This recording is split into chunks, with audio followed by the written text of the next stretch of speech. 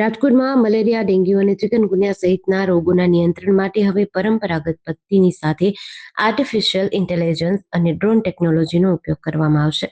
રાજકોટ મનપા મચ્છરોના સંભવિત ઉત્પત્તિ સ્થાનો શોધી ત્યાં લાર્વિસાઇડ દવાનો છંટકાવ કરવા માટે આ આધુનિક પહેલ હાથ ધરી છે, જેનો રામનાથ મહાદેવ મંદિરેથી 24 ઓગસ્ટના સોમવારે સવારે 11 વાગ્યે મેયર ડોક્ટર નેહલ શુક્લાના હસ્તે શુભારંભ કરાશે. આ નવી વ્યવસ્થા અંતર્ગત રાજકોટના અંદાજે 162 ચોરસ કિલોમીટર વિસ્તારનું એઆઈ આધારિત પ્લેટફોર્મ પર મેપિંગ કરાશે. આ મેપિંગના આધારે સંભવિત મચ્છર ઉત્પત્તિ કેન્દ્રોની ઓળખ કરાશે. ત્યારબાદ આરોગ્ય વિભાગના ફિલ્ડ સ્ટાફ દ્વારા સ્થળ પર પહોંચી મચ્છરના પૂરાના ઉત્પત્તિ સ્થાનોનો નાશ કરાશે.